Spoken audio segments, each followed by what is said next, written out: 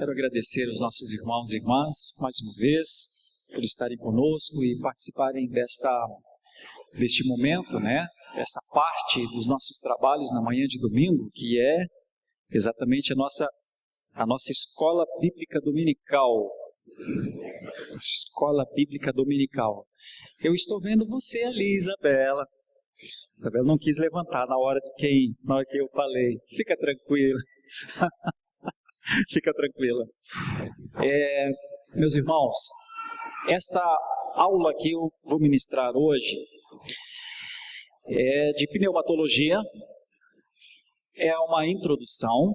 Não tem como exaurir um tópico tão importante quanto é o da pneumatologia em uma aula de aproximadamente 40 minutos. Então, tenham, por favor, a paciência e a compreensão. Nós vamos pontuar áreas fundamentais, áreas importantes. E por que eu vou ministrar esta aula? Por conta da nossa última lição da nossa revista, que é a lição 17 da nossa revista, A Fé Reformada, que é dada a todos os nossos alunos, a quem quer fazer a classe. A igreja doa este material e o objetivo dessa revista é falar sobre a igreja na cidade, suas implicações contextuais, suas conexões com as pessoas, sua herança histórica, que a faz propagadora de ideias antigas, seus fundamentos bíblicos, balizadores para um desempenho com fidelidade e suas práticas teologicamente orientadas. Pois bem, a última lição, a lição de número 17, fala de uma igreja confessional que vive em santidade. Para a igreja ter um impacto na cidade, o impacto que a igreja produz na cidade é diretamente ligado ou depende do quanto essa igreja vive a sua santidade. Igreja santa impacta. Igreja diferente marca. Bom, neste sentido, nós temos que estudar então, primeiro, como é que a teologia reformada vê, entende, estuda o Espírito. Porque santidade tem a ver com o Espírito Santo. Santidade é do Santo Espírito. Santidade não é dissociada do Santo Espírito. Dá para pegar essa ideia? Você fala assim, igreja santa é igreja boa? Não. Igreja santa é igreja animada? Não. Igreja santa é igreja que chora? Não. Essas coisas não definem igreja santa. Igreja santa é definida pela perspectiva do Espírito Santo. Tranquilo? Então essa é a ideia. Aí, como é que a gente vai falar sobre o Espírito Santo? O que é o Espírito Santo? Eu tenho essa responsabilidade, meus irmãos, de falar sobre isso, levando em consideração que neste momento nós temos um acesso muito significativo aos meios reformados de queridíssimos irmãos e irmãs convertidos já a Deus através da fé em Jesus Cristo, que tem suas origens em segmentos como os inaugurados desde a década de 20 para frente, eu estou falando de 1920 no Brasil, que encontrou o ápice talvez dos anos 80, que nós chamamos, é apenas um título para você entender, eu vou trabalhar dentro da temática histórica, que nós chamamos de carismáticos. Carismas. Carisma tem a ver com manifestações, com dons, e tudo isso está relacionado ao Espírito Santo. Então, os segmentos são chamados de pentecostalismo e neopentecostalismo. E as igrejas reformadas têm recebido muitas pessoas que vêm destes segmentos.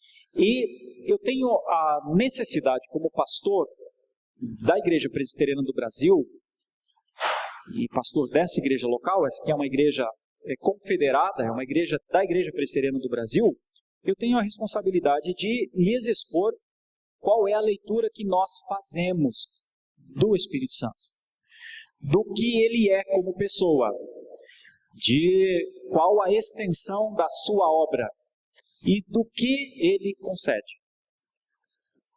E eu quero começar dizendo que provavelmente aqueles que ainda não se debruçaram sobre o estudo do Espírito Santo, da sua pessoa, da sua obra e da capacitação que ele dá, você vai perceber que é muito diferente do que se prega ou ensina nos meios carismáticos. Então, eu peço, no primeiro momento, a sua suspensão de juízo apenas para entender, e depois você tem total liberdade para a gente conversar sobre o assunto, tá bom? Bom, eu vou começar dizendo vou começar com o problema. O problema é que da década de 20 ou de 30 para frente, o entendimento acerca do Espírito Santo no Brasil, eu poderia ir para outras nações, mas vamos começar com o Brasil. Hoje não vai dar tempo de pensar em outros locais. Vamos pensar no Brasil apenas. O conceito sobre o Espírito Santo no Brasil, dentro destes segmentos maiores que eu estou citando aqui, o pentecostalismo e o neopentecostalismo, estes conceitos parecem, eu estou dizendo que eu estou apontando o problema, parece não contemplar quem realmente o Espírito Santo é. E isso é uma coisa muito preocupante, porque se for verdadeiramente assim, então é possível que nós tenhamos uma massa muito grande entendendo errado ou entendendo menos do que o Espírito Santo é e fazendo coisas que talvez o Espírito Santo nunca mandou fazer. Mas tudo isso em nome do Espírito Santo, como que dizendo, isso é obra do Espírito. E eu vou chegar nesses pontos no meio da lição. Eu vou dizer primeiramente então, que o Espírito Santo de Deus faz parte da Trindade. Para você ser um homem ou uma mulher santificado ou santificada, você precisa entender que o Espírito Santo faz parte da Trindade. O que é a Trindade? Pai, Filho e Espírito Santo.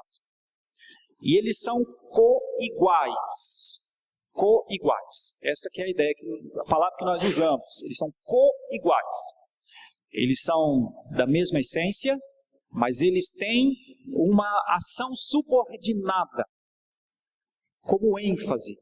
O Pai como ênfase tem uma ação, o Filho como ênfase tem outra ação, e o Espírito Santo como ênfase tem outra ação. Então, primeiramente, nós temos que ir para um texto que é João 14, 26.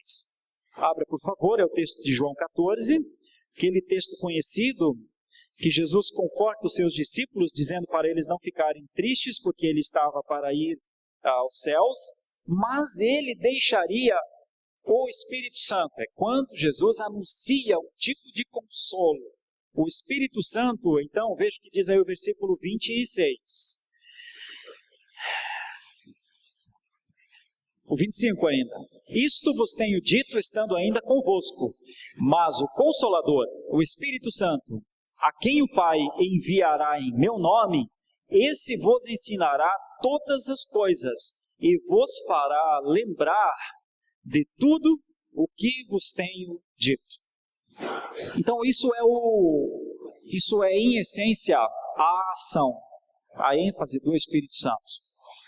O Espírito Santo, se Jesus falou a verdade, você sabe que ele falou a verdade, mas eu digo que nos momentos atuais, nos dias atuais, parece que ele não falou isso aqui.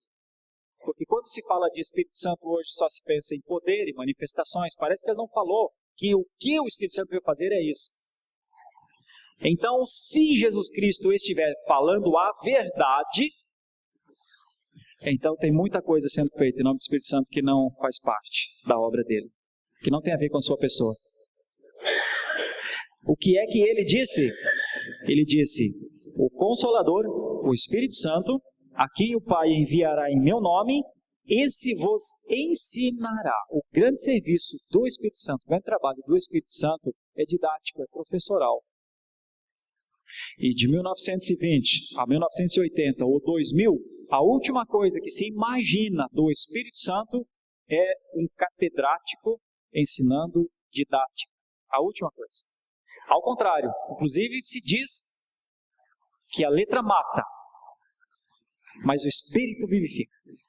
Barbaridade, como se usa mal isso. Que triste, como se engana a gente com isso. Que coisa horrível. Negando o ministério da letra, o ministério do ensino. Se Jesus disse, o Espírito Santo será o vosso professor. Ó, Jesus se contradiria? Se ele disse, vocês terão um professor daqui para frente, como é que eu vou usar a expressão que a letra mata para dizer que as instruções didáticas do Espírito Santo são ruins? Tá, mas nós vamos chegar lá. Primeiro, deixa eu lhes dizer sobre a essência, sobre a pessoa do Espírito Santo. Isso é o Espírito Santo. Segundo a forma, o jeito de trabalhar de Deus, segundo a intenção de Deus, ele é uma entrega à Trindade em ação para um trabalho. E esse trabalho começa, obviamente, com a sua função. Quem ele é? Ele é o Parácletos, é isso que o termo aqui diz. E o que é Paráclito? Paráclito é advogado, assistente em questões jurídicas. Então tem um aspecto muito interessante. Deus enviou o Espírito Santo e tem um aspecto forense aqui. Tem um aspecto jurídico aqui. Deus enviou o Espírito Santo para resolver uma sentença judicial aqui. Então, como ênfase, como trabalho, como ação fundamental, o Espírito Santo veio para ser como que um defensor, um intercessor, para ser a nossa voz, um advocatio.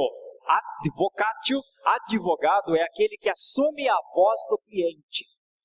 Eu sou um operador de direito e você tem uma demanda. Você precisa discutir isso lá com a justiça. Mas você não pode ir lá no fórum como pessoa civil e falar, eu quero eu mesmo me defender. Você não pode. Você precisa constituir um advocatio.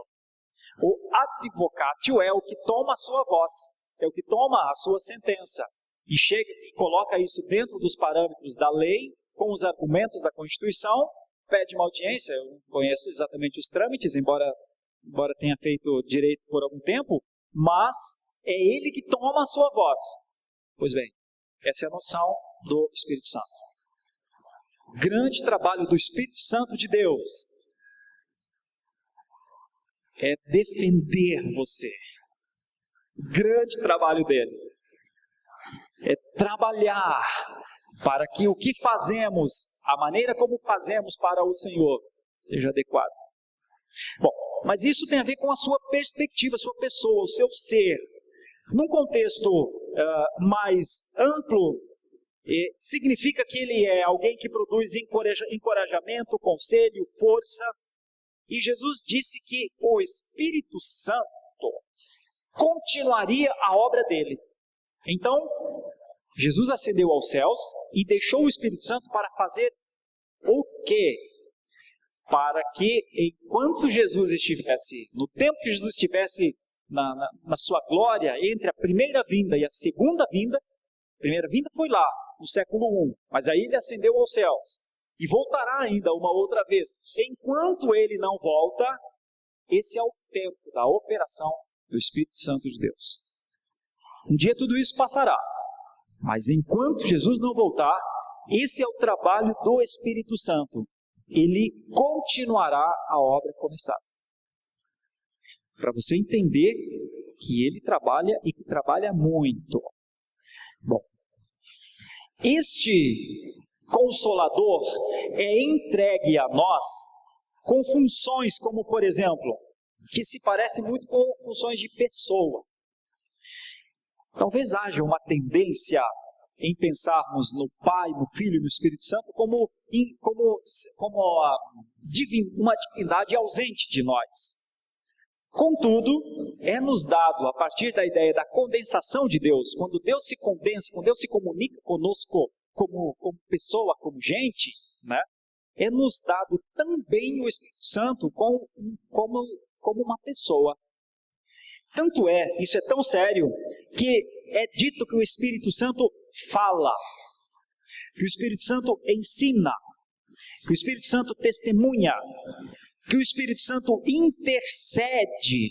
E tudo isso são expressões de gente, não é assim? O ser humano faz isso. Então, é dado também ao Espírito Santo essa ideia, essa condição de ele ser alguém que fala conosco. Bom, ele é considerado e é entendido como Deus também, porque por pelo menos 2 vezes, quando pessoas mentiram a Deus, foi dito que eles mentiram contra o Espírito Santo. Ou quando eles mentiram ao Espírito Santo, eles mentiram contra Deus. Então há uma evidência escriturística de que o Espírito Santo é Deus. Como ênfase, ele tem esse trabalho a fazer conosco, nos instruir, nos convencer, nos orientar. Mas ele é o próprio Deus como pessoa, né, da Trindade vindo na nossa direção. Como função principal, então, se você me perguntasse, reverendo, o que o Espírito Santo faz? Ele glorifica a Jesus. Reverendo, o Espírito Santo é que me dá o dom ou tal?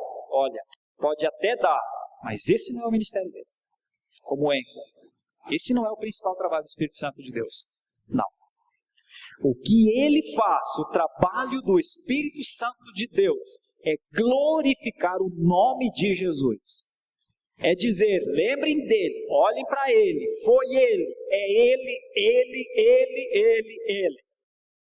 Então, quando você tem hoje, eu estou trabalhando o contexto de Brasil, quando você tem hoje culto, por exemplo, ao Espírito Santo, é um frágil entendimento de que o próprio Espírito Santo reivindica a glória para Jesus. Então, quando você tiver cultos e ações e movimentos com uma ênfase exagerada na pessoa do Espírito Santo, lembre sempre do que ele faz. O seu ministério é glorificar a Jesus Cristo. E quando, se você quiser, você encontra isso aí no texto de João 16 para frente, é longo. São muitíssimos versículos, eu não vou ler. E o que Jesus significa para os cristãos? É isso que o Espírito Santo faz. É trazer o significado do que é Jesus na vida dos cristãos. Bom, quais são as ações fundamentais do Espírito Santo de Deus? E aqui nós começamos a pensar em coisas que aconteceram a você, aconteceram a mim. Se nós estamos aqui nessa manhã, e se estamos entendendo coisas da religião, coisas da fé, diferentemente do que se fala nos meios pentecostais e neopentecostais, você foi batizado no Espírito Santo. E aí se fala assim, mas reverendo, na minha igreja, batizado no Espírito Santo era quem falava em línguas. Na minha igreja era quem profetizava. E eu não tenho isso, ou nunca entendi isso direito, e até me considero não batizado no Espírito Santo. Mas deixa eu lhe falar, se você tem fé em Jesus Cristo, quem fez isso em você foi o Espírito Santo. E então, na teologia reformada, o batismo do Espírito Santo não vem depois. O batismo do Espírito Santo é dado por Deus no momento em que você creu em Deus.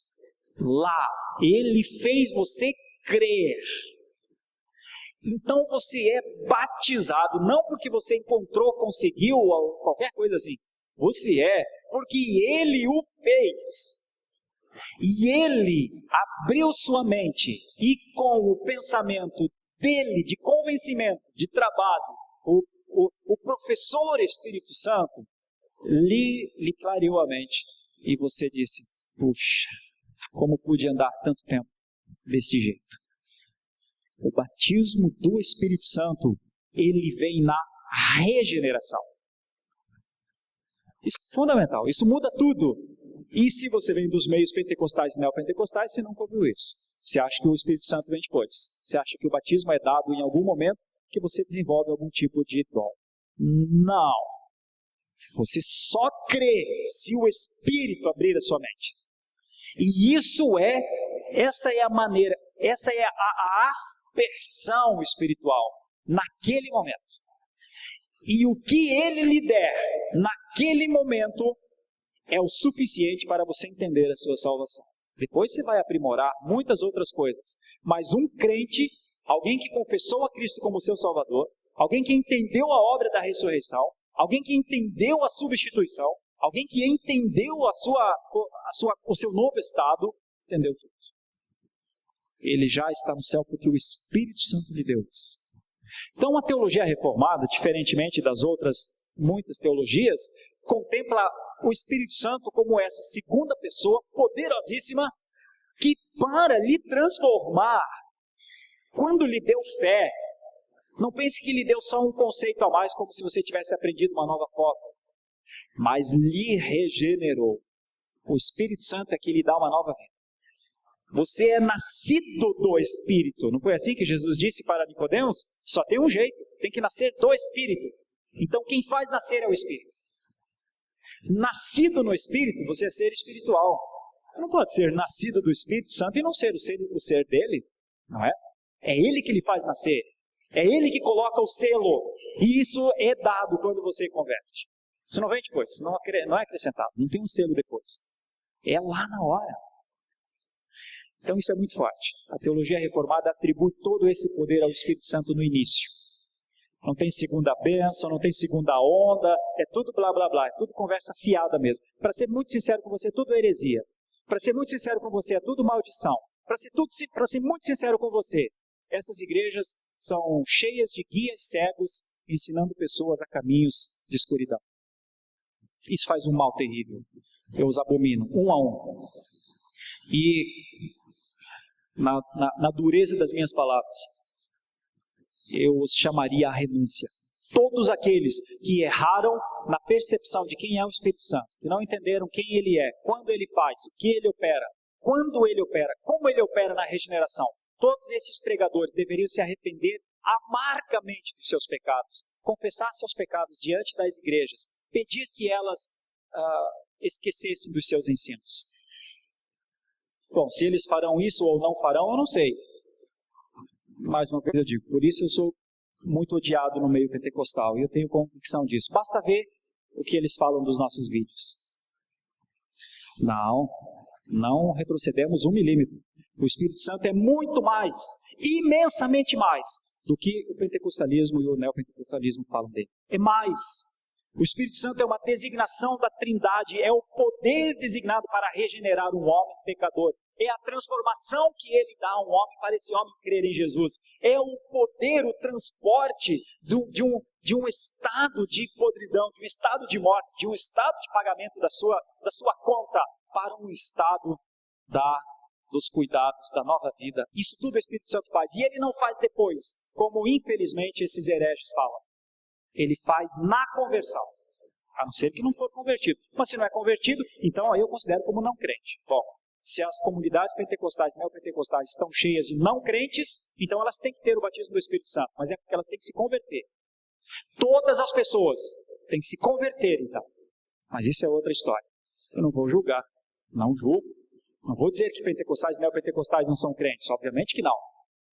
Mas se eles são crentes, o batismo já aconteceu lá atrás.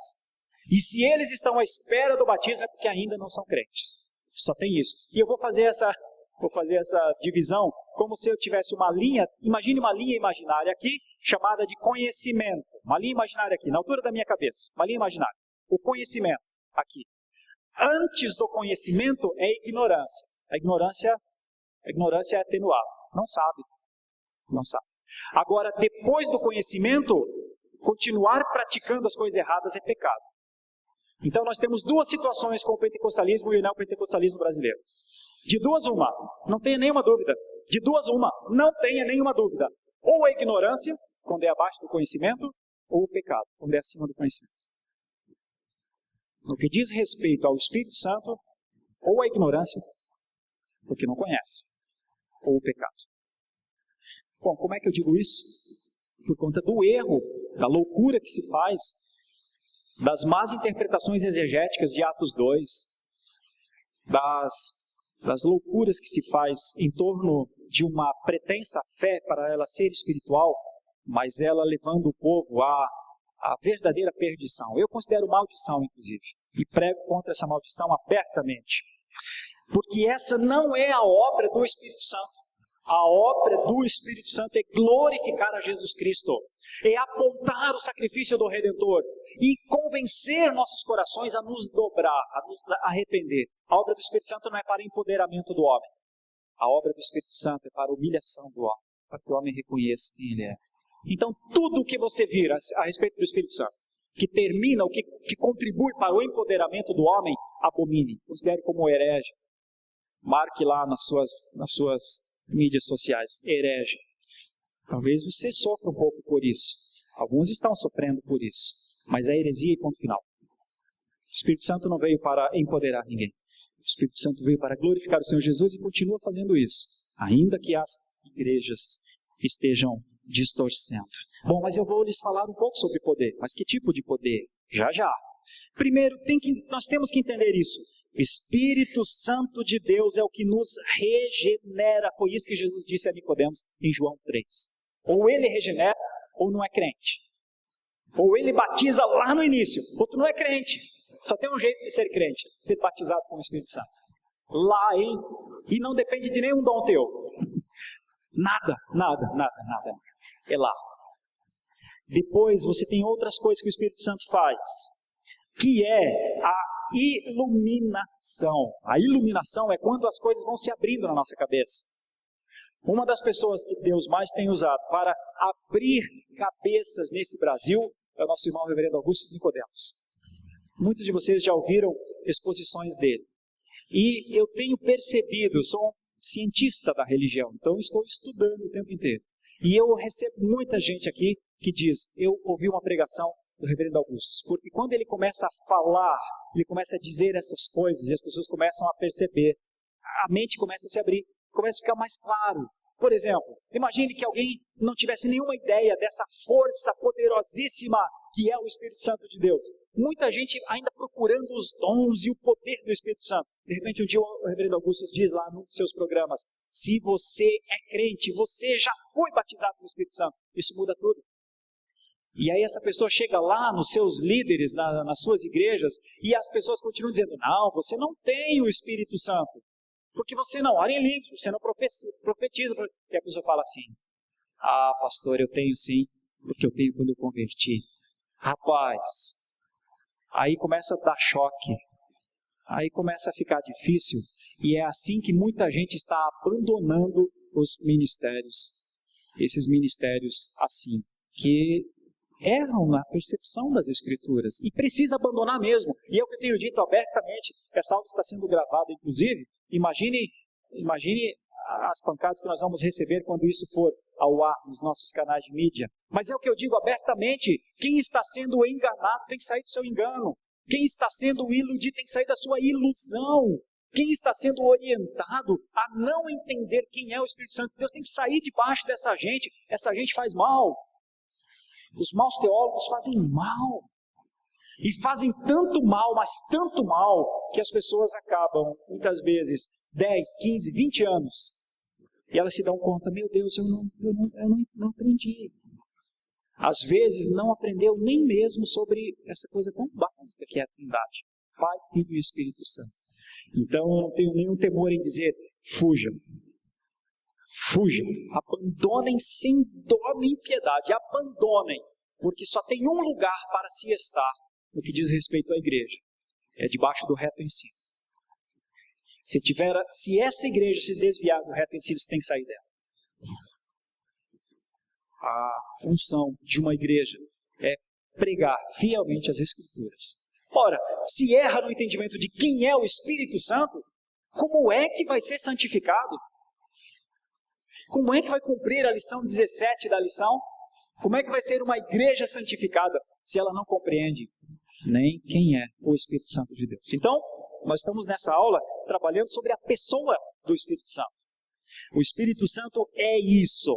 Ele regenera, ele ilumina, que é a ideia de trazer clareza às nossas vidas. Ele nos transforma. Nós não somos autotransformados. Nós somos transformados de glória em glória, como diz a Escritura, pelo poder dele. E aí vem a última coisa que eu acho que é a grande confusão, na verdade, que é a confusão do batismo do Espírito Santo com a iluminação do Espírito Santo. Então, nós precisamos de quanto mais a nossa mente for clara, clareada, aberta, mais nós vamos percebendo o enchimento do Espírito Santo. E é isso que nós chamamos de santificação. E para falar da santificação, aí já é outro assunto, nós já temos que avançar, porque como é que se dá a santificação? Como é que eu sou santificado? Como é que essa igreja pode ser santificada? Olha, essa igreja é santificada, primeiro, porque ela nasceu de novo. Essa aqui é uma comunidade exatamente naquela conversa de Jesus com Nicodemos. Nicodemos vai até Jesus e pergunta: mestre, sei que o senhor é mestre em Israel, mas vamos falar um pouco aqui sobre salvação? E Jesus logo de cara diz para ele: chefe, quem não nasce do Espírito, já era. E aí ele fala: mas nascer de novo, nascer do Espírito, eu não entendo essa linguagem. E Jesus continua dizendo, como se eu vou parafrasear: não entende porque não é crente. Não sabe o que é nascer de novo, acha que é voltar ao ventre da mãe porque não é crente. Está tudo bem, só que não é crente. Continua chefe dos judeus, mas não é crente. Continua fariseu, mas não é crente. Está tudo bem. Se não entende essas coisas fundamentais, jamais entenderá as coisas da glória. E a conversa termina meio brusca, a conversa de Jesus com Nicodemos, e ele segue o seu caminho. Depois tem algumas evidências de uma possível conversão de Nicodemos, mas ali no texto, não. O texto só tem uma constatação, é verdade, veja como é difícil, só crente entende isso. Mas por quê? Por conta do batismo do Espírito, de ser nascido do Espírito ou não. Nascido do Espírito, tomado pelo Espírito, convencido pelo Espírito, regenerado pelo Espírito, iluminado pelo Espírito, começa a ser santificado pelo Espírito. Então todos esses atos que eu disse aqui são atos pontuais. Ele faz na nossa conversão. Mas aí vem uma ação progressiva, que é a ação de continuidade, que é então a santificação. Bom, vamos pensar aqui na santificação, como ela se dá, como acontece então a santificação. Eu só quero concluir, no momento em que nascem de novo, os crentes recebem o Espírito em Jesus, no caso, ou os crentes em Jesus recebem o Espírito. Isso é o que o Novo Testamento diz. Atos 2, 28, Romanos 8, 9, 1 Coríntios 12, muitos lugares. Todos os dons, e aí vem um aspecto que vai linkar agora com a santificação. Todos os dons para a vida de serviço que aparecem depois na vida dos cristãos fluem deste batismo inicial. Tudo que eu e você tivermos de dons e talentos são frutos, fazem parte do fruto do Espírito. Dá para perceber cronologicamente a nossa diferença entre igreja reformada e igreja pentecostal e neopentecostal? Onde nós colocamos o Espírito Santo? Depois da salvação ou antes da salvação? Ou, digamos, depois da salvação ou no momento da salvação? Onde nós colocamos? No momento da salvação. Essa é a nossa diferença. Por isso não somos pentecostais e nem neopentecostais. Por isso. Esse é um dos motivos. Bom, todos os dons que aparecem na vida dos cristãos, eles fluem desse batismo inicial no Espírito, porque por meio desse batismo é que o pecador está unido ao Cristo ressurreto. É esse batismo que muda a vida. Ali tudo mudou. Dali para frente agora é um avanço, mas isso é outra coisa. O que vem para frente não será batismo do Espírito Santo. O que vem para frente será santificação, até atingir a plenitude.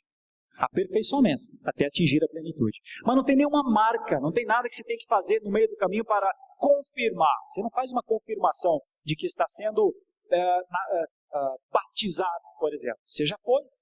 Dali para frente é só crescimento mesmo. Vamos ver isso de uma outra forma então. Abra um outro texto, por favor. 1 Coríntios capítulo 6, versículo 11. Até aqui tudo bem, meus irmãos? No que diz respeito à pessoa de Jesus Cristo, pessoa do Espírito Santo. Está claro para o irmão, para a irmã, que eu estou falando da segunda pessoa da Trindade, igual em poder ao Pai e ao Filho, mas que como ministério tem o trabalho de vir à nossa mente e convencer-nos constantemente de que Jesus é Jesus, é 1 Coríntios 6, versículo 11. Convencer-nos de que Jesus é Jesus e convencer-nos que Jesus deve ser glorificado e convencer-nos constantemente quem Jesus Cristo é para nós, como o nosso Redentor. Em outras palavras, Ele é aquele que intercede por nós de tal maneira, que Ele toma as nossas ações e santifica as nossas ações quando entregamos a Jesus Cristo e ao mesmo tempo clareia para nós, como ensinamento, quem Jesus Cristo é. Dá para perceber que essa ação tem uma relação entre o humano e o divino o tempo inteiro? Tranquilo sobre isso? Dá para perceber que essa pessoa, o Espírito Santo de Deus, tem um trabalho constante de ser um professor? Então, se Jesus Cristo estiver certo, se Ele é o professor, então Ele trabalha com a sua mente, com o seu coração, com a sua consciência, e não com seus instintos. E eu de novo vou na canela do pentecostalismo e do neopentecostalismo. Quase tudo que se vê sobre o Espírito Santo no Brasil é uma agressão à inteligência. Quase tudo. Quase tudo que se vê e se fala sobre essa divindade chamada Espírito Santo é como se colocasse uma tarja preta na sua cabeça. Não pense, só sinta. E isso é tudo que Jesus disse que o Espírito não era. Isso não é interessante? Por que será que nós temos um movimento, numa nação tão grande como a nossa, que despreza a inteligência, que despreza o ensino? Se o Espírito Santo veio para nos ensinar, por que nos, entre aspas, ensinaram a não pensar, mas a sentir? Por que as pessoas se jogam no chão? Por que elas começam a rir? Por que elas começam a correr? Por que elas começam a se bater contra a parede? Por que elas começam a falar coisas que nem elas sabem do que estão falando? Porque se o Espírito Santo tem o trabalho de ensinar-nos. O grande trabalho do Espírito Santo é nos ensinar. Quem nos ensinou isso? Os hereges nos ensinaram isso. Desculpe minha sinceridade. Os hereges nos ensinaram isso. Às vezes amigos nossos, queridos nossos, mas hereges. Se vivessem em 1500, não sei se estariam vivos ainda. É verdade. É verdade. Deixa eu pontuar. 1 Coríntios capítulo 6, versículo 11. Tais fostes alguns de vós, mas vós vos lavastes, mas fostes santificados, mas fostes justificados em o nome do Senhor Jesus Cristo e no Espírito do nosso Deus. Então a obra do Espírito Santo, ela é essa lavagem, essa limpeza em nós. Uma coisa é a pessoa, o Espírito Santo de Deus, parte da Trindade, coigual com o Pai e com o Filho, com um ministério que ele serve diante do Altíssimo, de trabalhar a nossa mente, de falar aos nossos corações, de convencer-nos, de ajustar a nossa vida, de fazer frutificar em nós o seu fruto, que está lá em Gálatas 5:22, amor, mansidão, benignidade, bondade, domínio próprio. Eu tive a oportunidade de falar um pouco sobre isso no programa Vejam Só.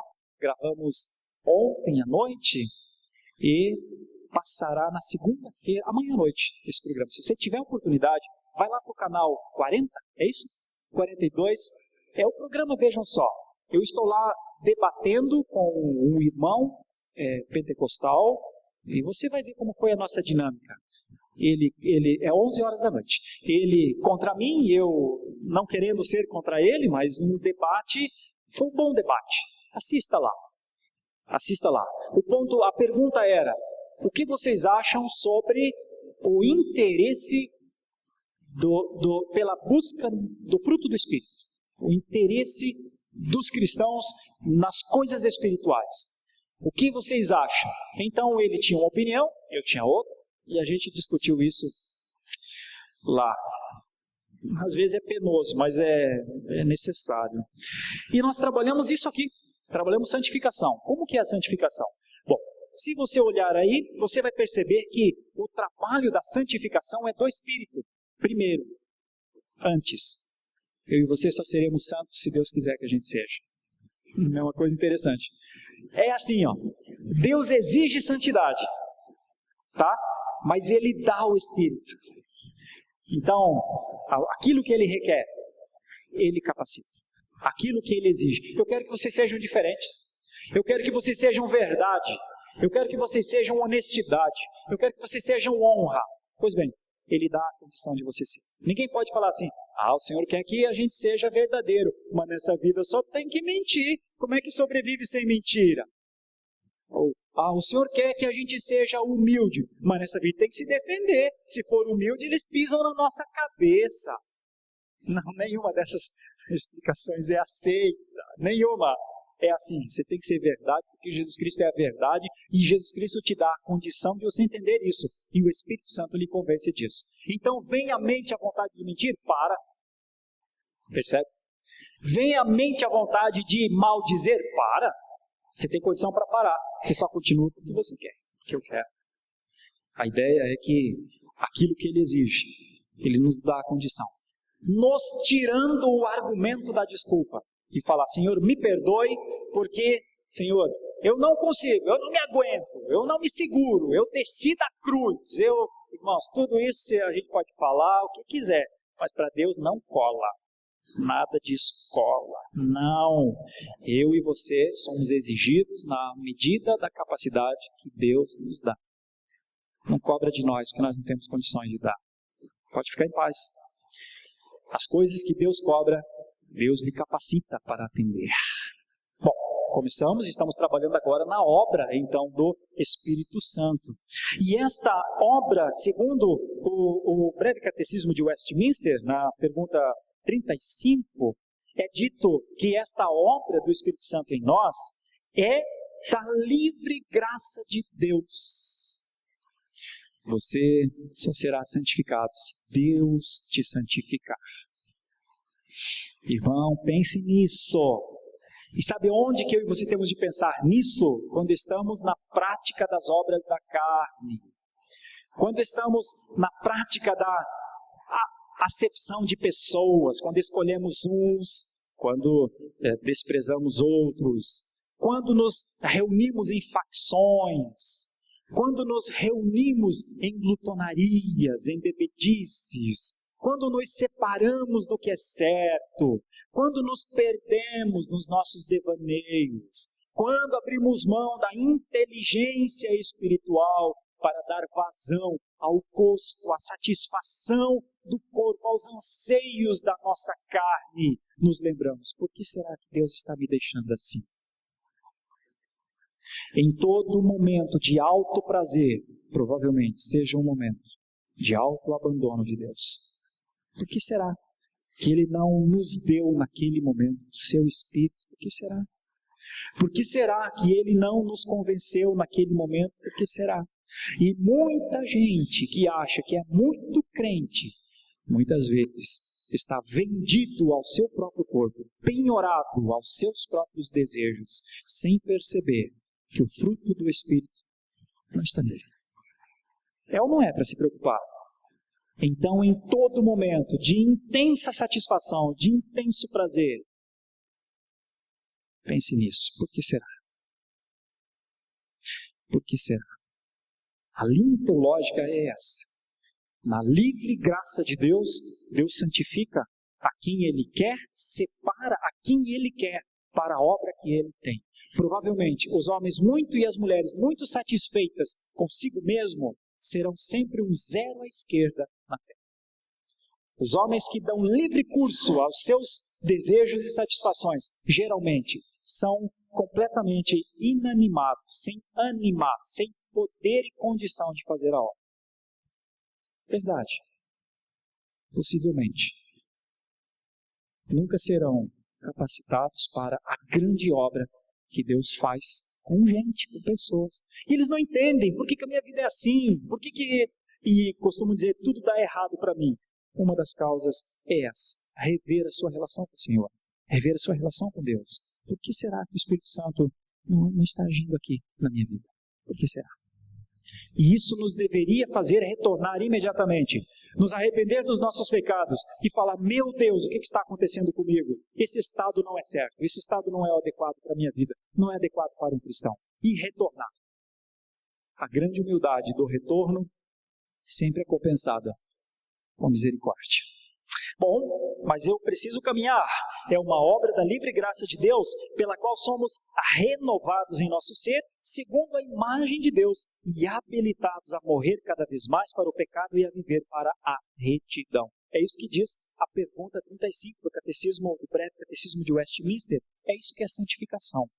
Santificação é Deus agindo, uma renovação acontecendo na nossa mente, um procedimento sendo adequado constantemente à imagem de Jesus Cristo e uma habilitação para ter gosto para morrer para o pecado e viver para a retidão.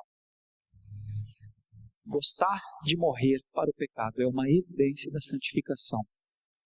E não apanhar do pecado do acordar ao dormir. Mas é um ter gosto por vencer. Isso é santificação. Por isso, o catecismo diz, é uma mudança contínua, operada por Deus em nós, livrando-nos dos hábitos pecaminosos, formando em nós novas afeições, como dizia Jonathan Edwards, novas disposições, novas virtudes semelhantes às de Cristo. Isso não significa que o pecado seja instantaneamente erradicado, porém, é mais do que uma ação contrária pela qual o pecado seja apenas restringido ou oprimido, sem ser progressivamente destruído. A santificação é uma real transformação contínua. Isso é a santificação. Isso é a obra do Espírito Santo em nós. A obra do Espírito Santo em nós é glorificar a Cristo e nos, a partir da regeneração, da iluminação, nos santificar. Nos dar dele, nos encher dele. Bom, e então chega o momento de o que é esse, quando é que eu sou pleno então do Espírito Santo?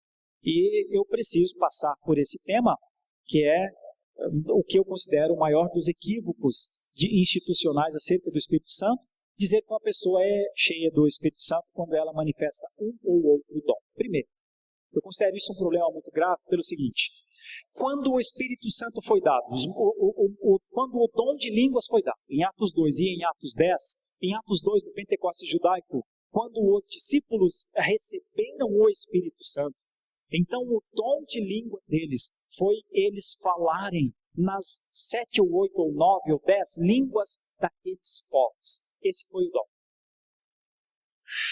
E isso foi para que o Evangelho fosse proclamado para fora. Aquele momento não era um momento de culto, aquele era um momento de encontro de Jesus Cristo com os seus discípulos. Então, a primeira vez que o Espírito Santo veio com poder, ele não veio num momento litúrgico de culto, ele veio num momento em que Deus queria capacitar aqueles irmãos a serem as suas fiéis testemunhas, porque estava dito em Atos 8, que quando ele viesse, Atos 1:8, quando ele viesse, eles seriam capacitados para isso. Aconteceu, isso está lá no comecinho, vocês conhecem o texto. A outra vez que o Espírito Santo veio, com esse nível de poder, já é em Atos 10, que é quando Pedro está dentro da casa de Cornélio, e isso foi meio aos soldados romanos, a família de Cornélio. E novamente o Espírito Santo veio para dar uma capacitação àquela gente para que, e também não era um horário de culto, foi uma surpresa, inclusive, uma grande surpresa. Pedro mesmo se assustou. Pedro ainda estava falando, diz o texto, quando de repente o Espírito veio e transformou aquela gente, e converteu aquela gente, e deu àquela gente a condição de ser uma testemunha para o mundo gentílico.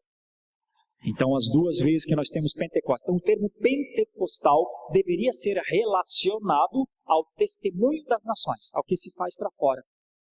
Bom, onde é que está o problema? O problema está em que praticamente tudo o que tem a ver com dons do Espírito Santo, como profecias e como dons de línguas, acontecem dentro dos cultos hoje. Hoje, esses dons são, entre aspas, parte da liturgia. E eu não tenho nada contra, podem fazer os movimentos que fizerem, só não chamem isso de dons do Espírito Santo. Podem fazer como quiser, pode balbuciar o que quiser, pode correr para onde for. Isso é uma expressão que cada igreja adota, nós não adotamos. Mas cada igreja pode adotar do jeito que quiser, só não chamem isso de dom pentecostal. Porque, primeiro, quando ele não veio para momentos dentro dos cultos, não veio. E quando ele veio, a palavra é glossa, é língua. Não é não é? Não é. Só não é, sabe? Eu respeito quem faz, só que só não é. Na gíria atual, só que não. Só que não. Se só que não é não, ponto final. Então não existe, como diria o padre Quevedo, isto não existe. Viu? Não existe isso. Agora, se alguém quiser fazer, quiser continuar a prática, continue. Só que eu continuo afirmando, isso não tem nada a ver com o Espírito Santo. Isso é um gosto, é um jeito que pessoas desenvolveram. Alguém ensinou, disse que é assim que tem que ser. E uma pessoa vê o outro fazendo e faz. Façam à vontade. Mas é muito triste atribuir isso a este Espírito Santo de Deus, que entra na minha mente, nos neurônios, nas condições, nas faculdades mentais que eu tenho, que você tem, que nos convence daquele pecado que a gente comete, que nos traz a razão. O Espírito Santo é a razão pura. Chamar essas loucuragens de coisas do Espírito é ofender a Trindade. Eu lamento pelos que ignoram e fazem. Mas acuso os que sabem que isso é uma heresia e ensinam. Linha do conhecimento. Abaixo é ignorância, acima é pecado. Quando não sei, erro porque não sei. Agora, se sei e continuo a errar, peco. Então a minha linha é muito dura, mas não tem por onde eu andar.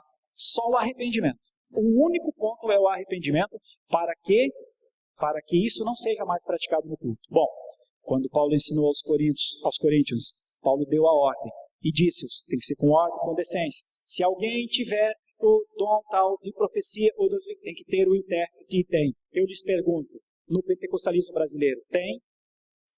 Claro que não tem. Então é um outro pecado, uma outra desobediência. Então toda a bagunça nos cultos evangélicos brasileiros é um ajuntamento de pecados. E todos os que ensinam essas coisas são perniciosos orientadores para o pecado. E é muito triste, porque a Bíblia diz que é para coibir, mas eles não só não coíbem, como insistem. Então eu considero que se tem um lugar no mundo que se faz mal aos conceitos fundamentais da teologia pura e simples, é nessa nossa nação.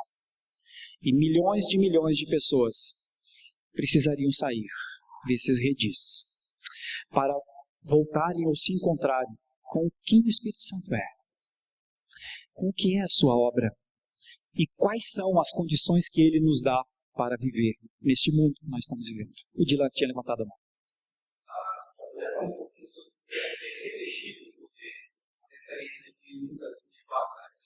Certo. Isso tem relação com Atos 1:8. O revestimento de poder é uma outorga que Deus nos dá. É como se fosse assim, quem sou eu? Eu sou Sérgio Lima. Nada, eu sou um nada, eu sou uma pessoa nada.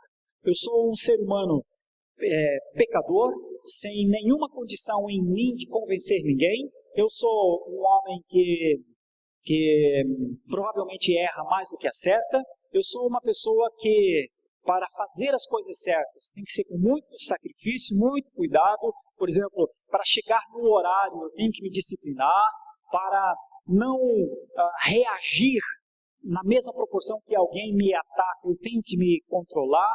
Eu sou um ser humano normal.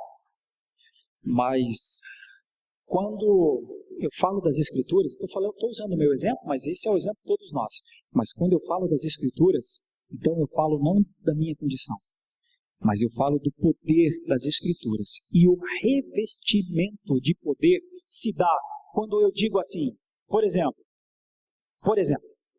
ensinam por aí que o Espírito Santo é manipulado, ensinam por aí que o Espírito Santo é conquistado, ensinam por aí que o Espírito Santo é dominado, ensinam por aí que o Espírito Santo tal. E eu digo, não, porque as Escrituras dizem que ninguém domina o Espírito Santo de Deus.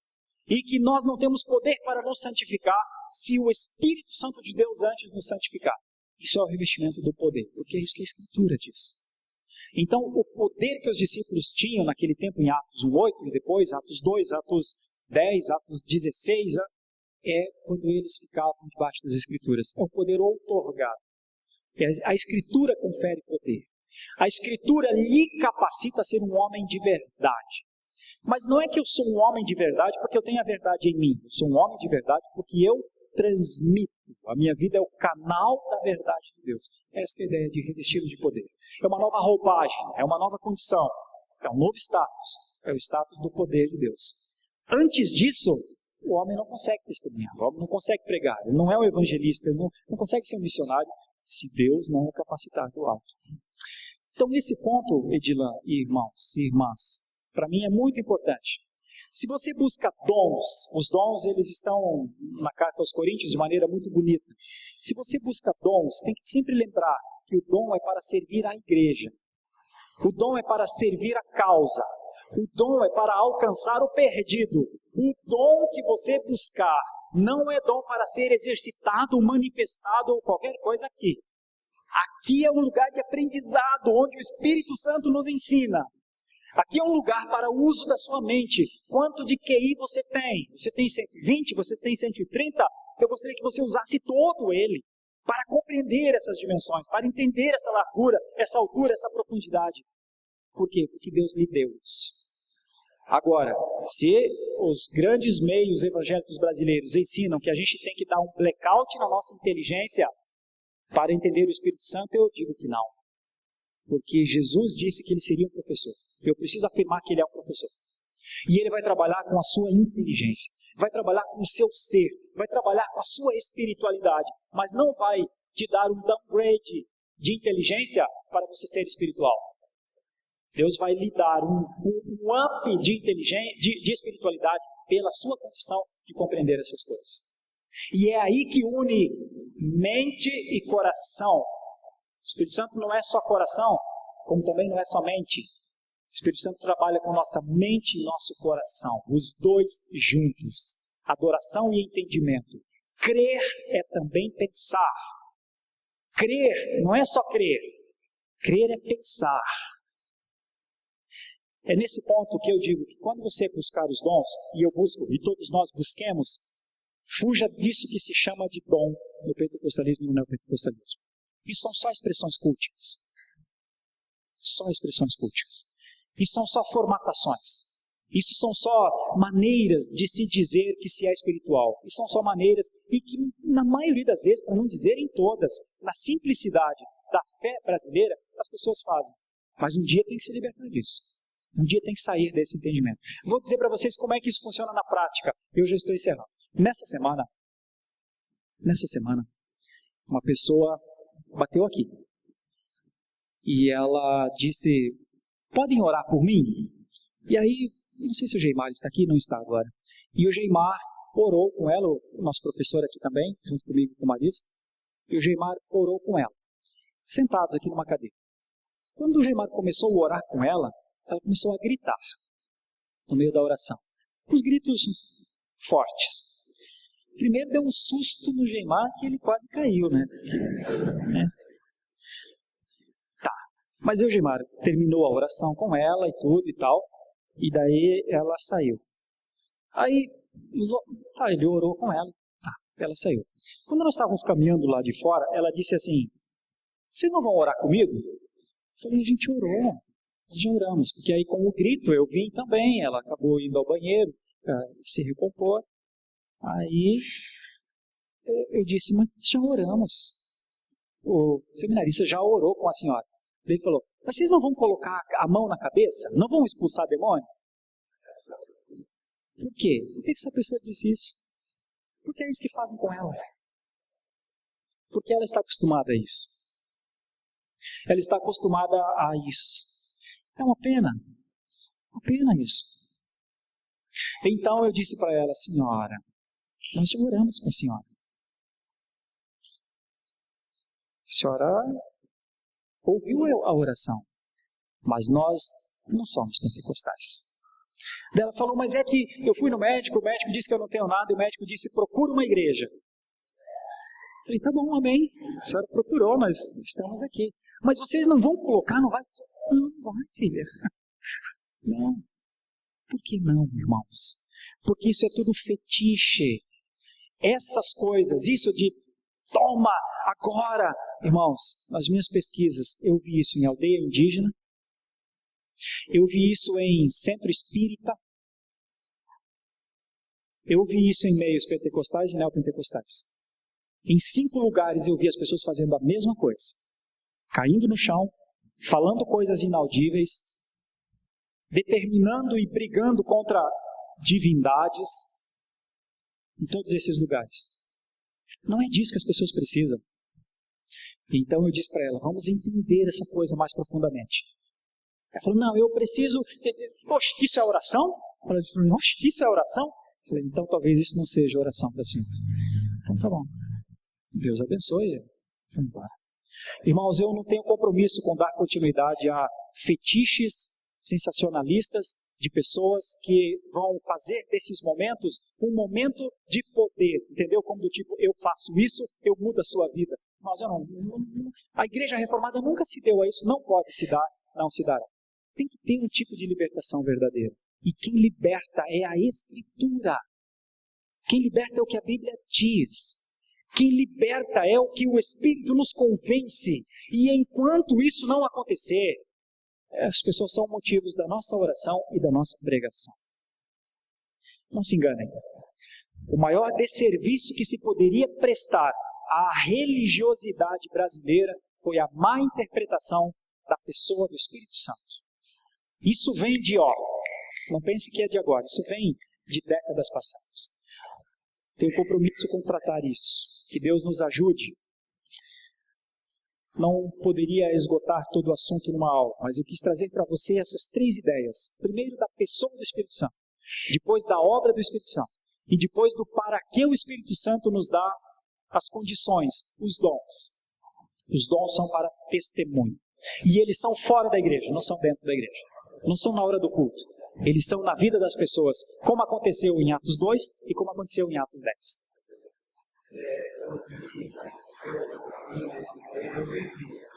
Sim.